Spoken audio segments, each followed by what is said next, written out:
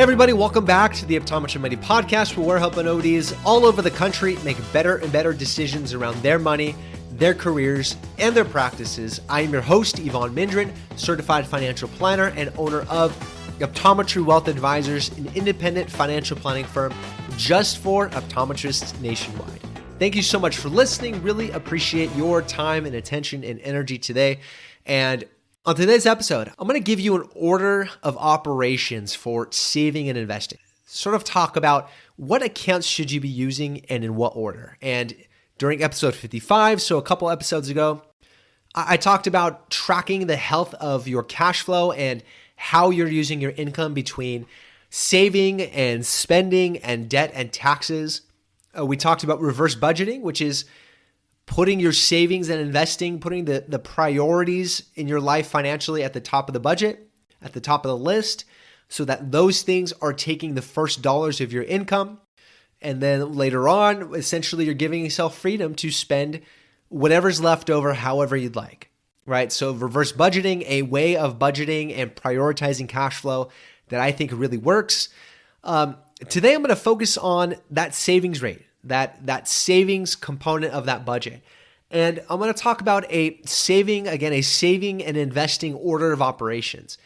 Where and what account should you use to invest your hard-earned dollars, and in what order? I'm going to give you a general framework for making decisions there. And keep in mind, it is a general framework. You can take this framework, you can apply it to your own circumstances, make changes and adjustments as needed. In fact, I'll talk about a few situations that you would actually want to modify it and change the order of these things and what that looks like. So I'll talk about some modifications as we go through towards the end.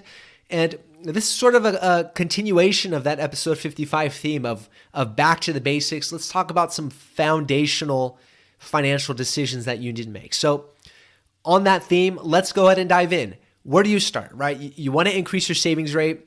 You want to use the right accounts for your situation. Knowing the goals and financial priorities on your mind, where do you start? Well, the first place I start always is looking at how much liquidity do you have in your life. The first step always for me is building up some amount of cash in your life. And this was called an emergency fund, but also an opportunity fund. Building up some cash in your life, building up liquidity, I think is so important because it helps you to prepare for life's unpleasant surprises and also prepare for opportunities that come up, whether it's investment opportunities, whether it's housing opportunities, whatever it may be.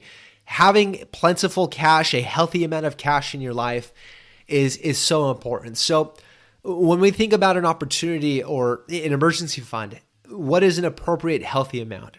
I think ideally, as a general rule of thumb, you should, if you're an employed optometrist, an associate optometrist, you should probably aim somewhere between 3 to 6 months of your core living expenses.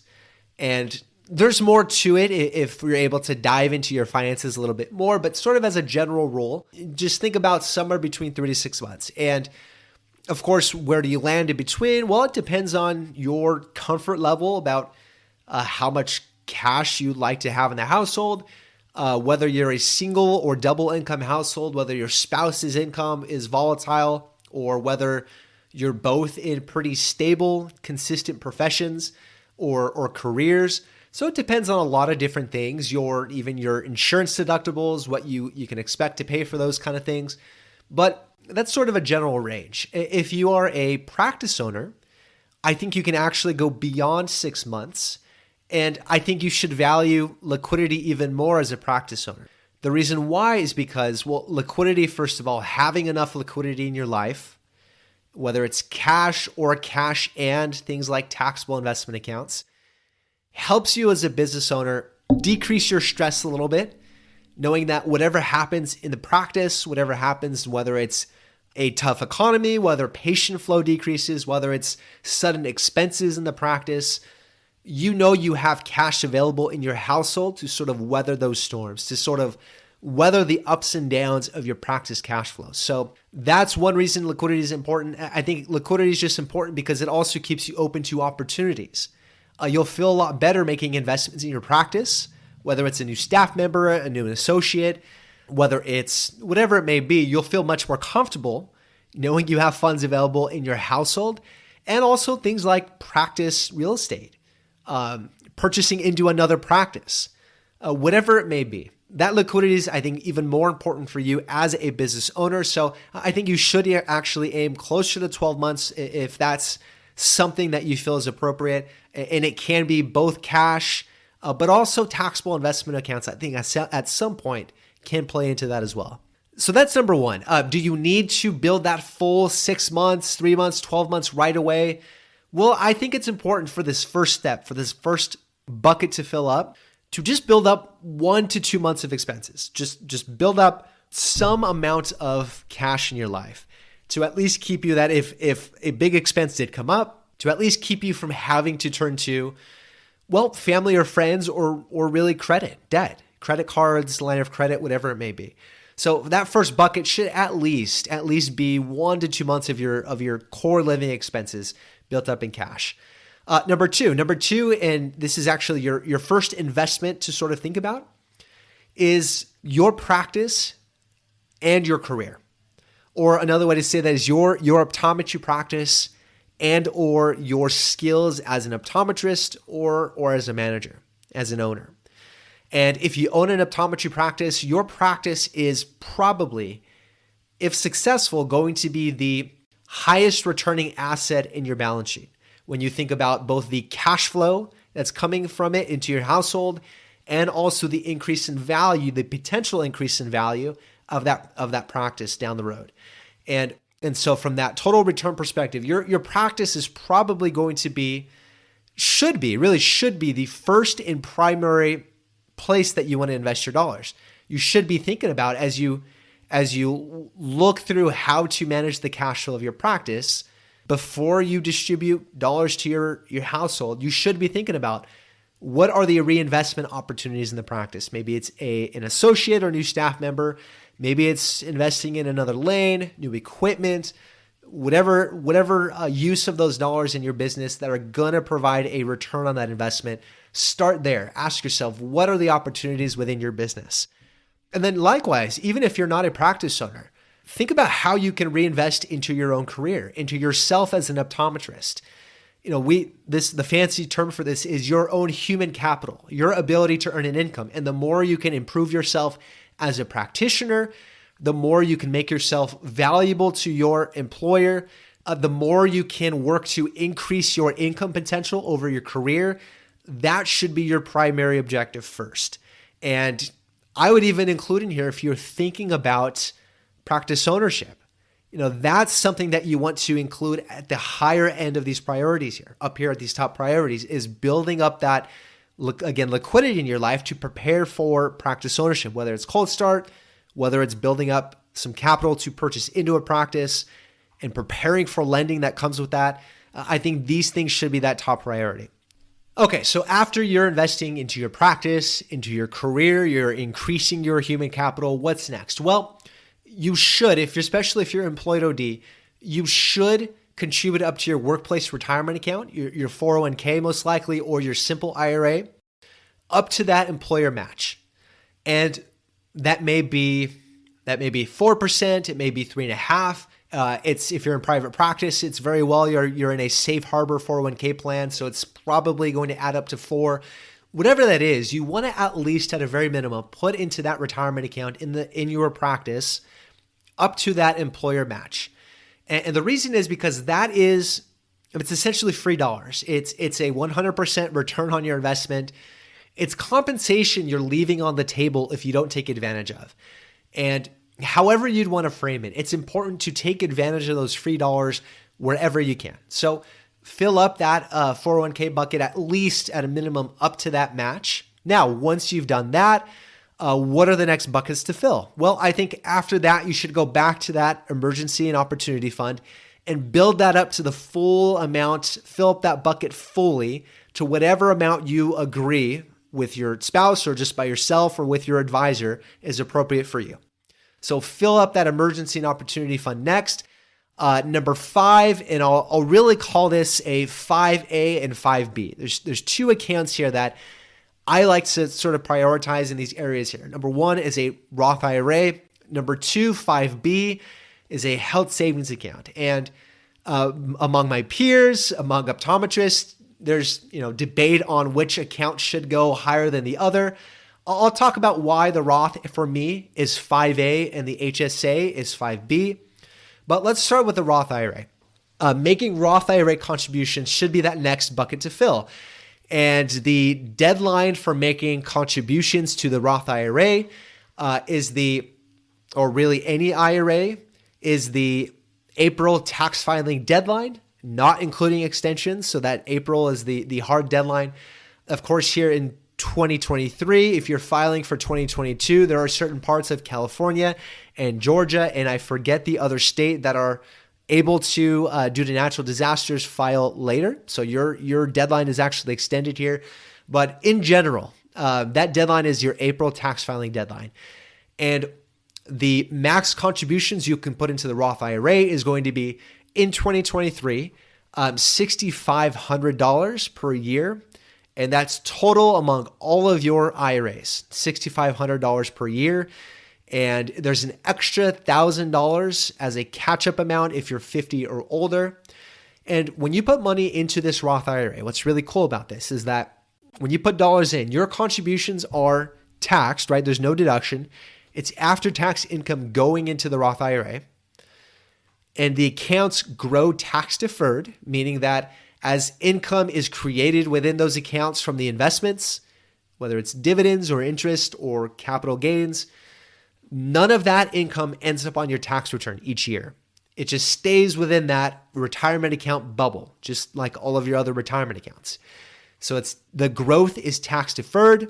And then when you get to retirement at 59 and a half or later, assuming you follow the rules, the withdrawals from that account are entirely tax-free, including all of the years of growth. So in that way, Roth IRAs are pretty phenomenal. You can have a whole lot of decades with all this tax-free compounding that can be a pretty strong source of retirement income down the line. And what's great about the Roth IRA, and really why I place this the head of the HSA, is that your own contributions, your own deposits into the Roth IRA, you can pull out those funds at any time for any purpose without tax or penalty, right? So it's after-tax dollars, right? So it's already been taxed. And so your own deposits up to that amount, up to the amount you've put into the account, you can pull out tax-free and penalty-free. So there's some additional flexibility there. And as you'll hear throughout this whole episode, I value flexibility often above tax benefits. So I think that gives it a slight edge to make it a 5A above the health savings account. And there are also other ways you can get money out of an IRA that you wouldn't have with a 401k. For example, if you're a first-time home buyer, there's, I think, up to $10,000 that you can pull out specifically for that house purchase. Health insurance premiums, if you're unemployed, there's some additional flexibility there. Higher education expenses. So I value that Roth IRA for its flexibility and its tax advantage. However, this changes if your income is too high. If your income is too high, it gets to a point where you cannot actually contribute directly to the Roth IRA. Where that starts to happen, and this can also happen too if you're filing taxes married separately for student loan planning. This is something to think about too. But if you're married filing taxes jointly, the phase out range to where your income gets to that point, to where you start to not be able to put in the full amount, that phase out range starts when your modified adjusted gross income gets to $218,000. And then you phase out entirely, meaning you cannot directly put any dollars into the Roth IRA when your modified adjusted gross income gets to $228,000. If you're single, that starts at $138,000 and then phases out entirely at $153,000. So when you get to this point where you can't put dollars directly into the Roth IRA, you do have another option. You need to make backdoor Roth IRA contributions. That is, make a non-deductible contribution to a traditional IRA and then convert those dollars into your Roth IRA. The end result is essentially the same. It just takes a couple extra steps. There's some nuances to keep in mind there that I won't necessarily go into today, but if you have other pre-tax IRA dollars, that's going to cause parts of that conversion, parts of this contribution to be taxable. So you don't want to have any taxable or pre-tax IRA dollars, even if it's a SEP or simple IRA. That's going to mess up that backdoor contribution. What this also does is that when you do this, when you do a backdoor Roth IRA contribution, that's a conversion from that traditional IRA over to that Roth IRA. It's not a contribution to the Roth IRA. The contribution was made to the traditional IRA. So what that means is that you can't access those Roth IRA dollars like you would if you contributed without penalty until 5 years. There's a 5-year window after conversion before you can access those funds. So that changes. If you're at a point where your income is high enough to where you have to use that backdoor Roth IRA contribution, that changes the flexibility. And that would lead me to prioritize then the next account, which is the health savings account or an HSA. And like the Roth IRA, HSAs are awesome. You can make HSA contributions if you are covered by a high deductible health plan that meets certain criteria for not only the deductible, but also the out-of-pocket maximum, right? So so your deductible has to be high enough, but there's additional qualifications that you have to look into too for that out-of-pocket maximum. And you can deposit up to $3,850 into an HSA for 2023 if you're single, or if you alone are covered by a high deductible health plan, or you can contribute up to $7,750 up to that family limit if you're married and both of you are covered by that health plan. And there's a $1,000 increase if you're 55 or older. And an important note is that if your employer, if you're doing it through payroll, through a cafeteria plan, and your employer adds to the account on your behalf, it actually counts against those maximums. It counts against those limits. Something to keep in mind there. So what's great about the HSA? Well, your contributions are income tax deductible. So the dollars you put in, you get a deduction. And if you do this through payroll, through a cafeteria plan at work, it's deductible even from Social Security and Medicare taxes, from FICA taxes. So you save additional dollars on those taxes too. And the funds stay in the account and aren't lost like a flexible spending account, like an FSA. And you can invest the funds, and the earnings, like your retirement accounts, grow tax deferred. And if you withdraw the funds at any time to pay for qualified medical expenses, it all comes out tax-free. That is a triple play tax benefit that not even the Roth can boast about. And a nice little trick about the HSAs is that you can keep receipts for qualified expenses over your career and allow it to grow and then reimburse yourself decades into the future. And there's no time limit currently on when you can reimburse yourself. So that's a nice little trick. And that ability to pull money out to reimburse yourself for medical expenses does provide you some flexibility there. So, all right, so it's not all entirely stuck in the account. And this also acts as a nice little retirement account because every retiree, always, for all of time, is going to have medical expenses in retirement. So that's a nice benefit there. One big caveat here is that you do want to check with your state on how it handles HSAs, because not all states match the IRS on how it's handled. In California, for example, the state does not give you a deduction for contributions, and it will actually tax the income created in the HSA account each and every year, just like a taxable investment account. So check with your state, check how it handles contributions, check how it handles the investment income in that account over time, and check how it handles withdrawals. That's an important thing there. So each state can impact whether this is more favorable than the Roth or less favorable. Something you want to look into. So that's the HSA. That would be your 5B if you are under one of those health plans. What's next? After that, you've filled up these two buckets there in terms of investment accounts. Then I would go back to your 401k, up to the maximum amount. And for this year, 2023, the most that you can put in as an employee is $22,500. So there's quite a bit of room there in that account. There's an additional $7,500 increase if you're 50 or older. And of course, if you own the practice, you're also considering the match and potential profit sharing at the end of the year. That maximum that an employer, so you as the business, can put into the plan is up to 25% of total compensation. So that's your employer max. And then lastly, the total of all contributions, so wherever they come from, is a combined $66,000 in 2023 per participant, per person. So there's quite a bit of room there to use these accounts. They can be pre-tax or traditional, or they can be Roth as well. And which one is a decision for every individual, every family. A lot of it comes down to a tax planning opportunity, taxes today versus taxes down the road in retirement. So there's some thought that goes into that, but it can be one or the other or both.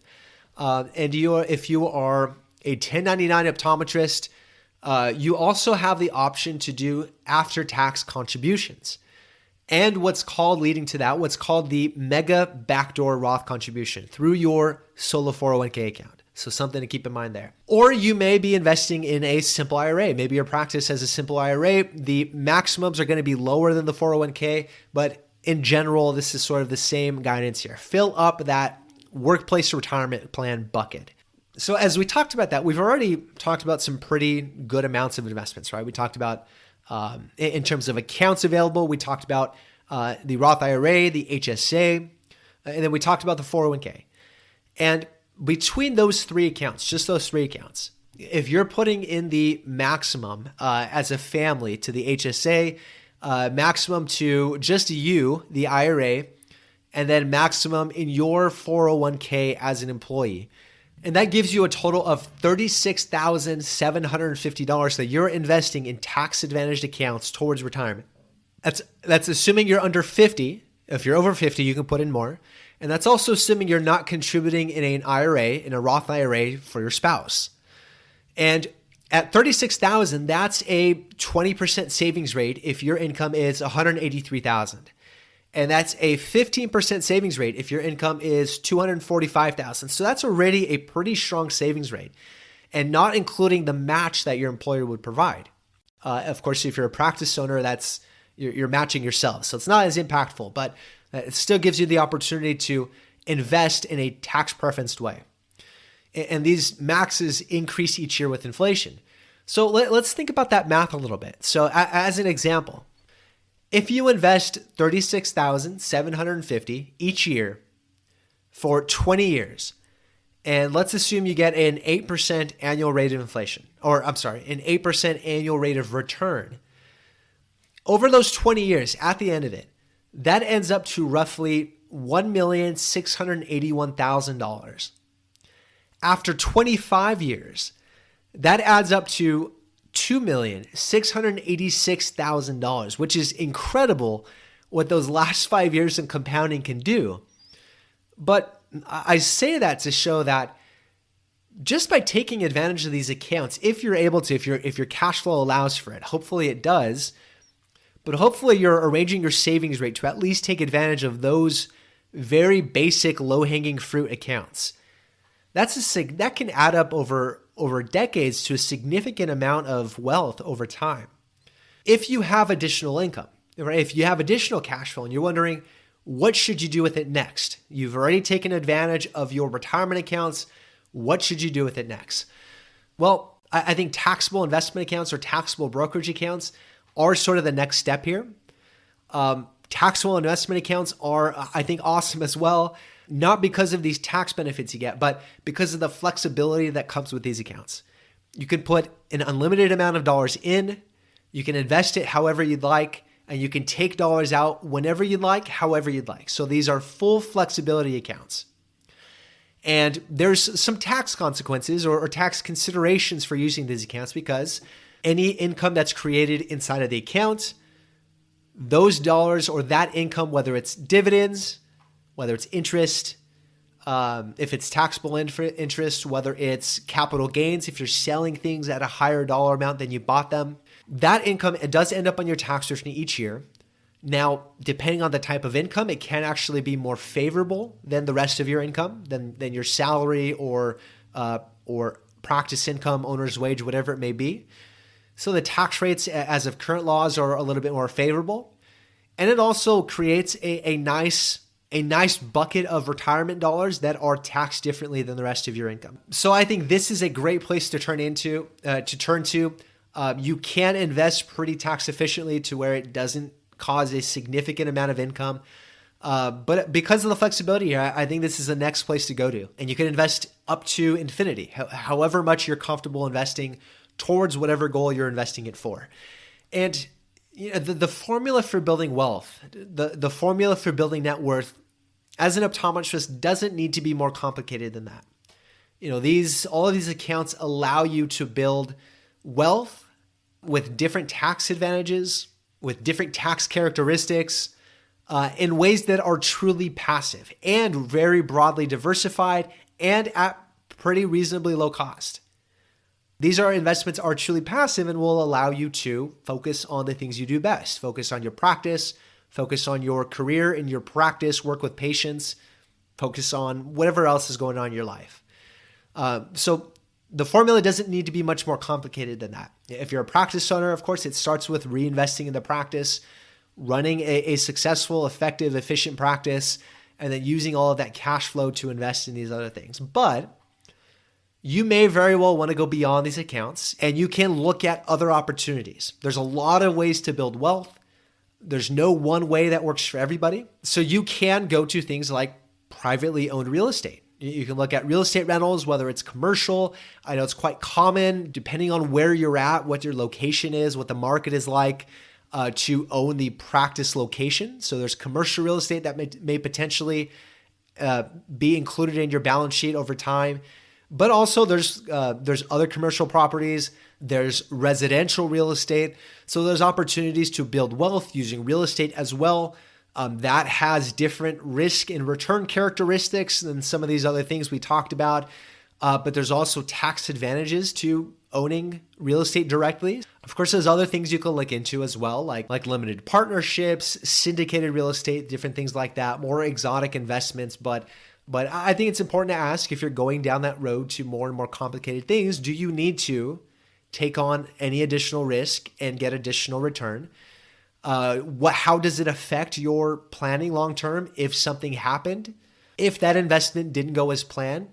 And really, what is the purpose of it? What are you aiming for in investing in that? So I think once you get beyond that, really the world is your oyster, right? You can start to look at whatever opportunities come to you and make some reasonable, well-educated, prudent investment decisions. So hopefully that framework is helpful. We talked about, of course, building up some cash in your life, some liquidity, reinvesting into your practice and your career, your skills, your human capital. We talked about contributing to your workplace retirement account up to the match. We talked about building up that emergency fund, filling that bucket up all the way up to that level that is appropriate for you. We talked about Roth IRA contributions as a 5A. We talked about HSA contributions as a 5B, if that's something you're able to do. Going back to that workplace retirement account next, whether it's a 401k, simple IRA, whatever it may be. Then, of course, after that, it's Pandora's box. It's taxable investment accounts to infinity, and it's whatever other opportunities that are fascinating to you, that are prudent and reasonable to investment, whether it's directly held real estate, commercial, residential, whatever it may be. Hopefully that's been helpful to you to think about, okay, what buckets should you fill up? Where should you direct your savings and investing as you start to build your wealth, to get your financial foundations under you? Hopefully that's helpful in making some decisions. Now let's talk about some modifications. What are some places where, based on your situation, based on your circumstances, you might want to adjust the order here? And I think the first and major one is whenever practice ownership is involved. If you are planning to get into practice ownership and you know that, and you're preparing to do that, whether it's cold starting, whether it's purchasing into a practice, and you know you're going to go to prepare to get lending, I think liquidity is your primary goal here, right? So I think rather than focusing on filling up these retirement account buckets, I would include that taxable investment account actually much higher on that list. Definitely take advantage of an employer match where it makes sense, especially if you are in a safe harbor 401k plan where you're fully invested in your employer dollars. You can take those with you if you leave.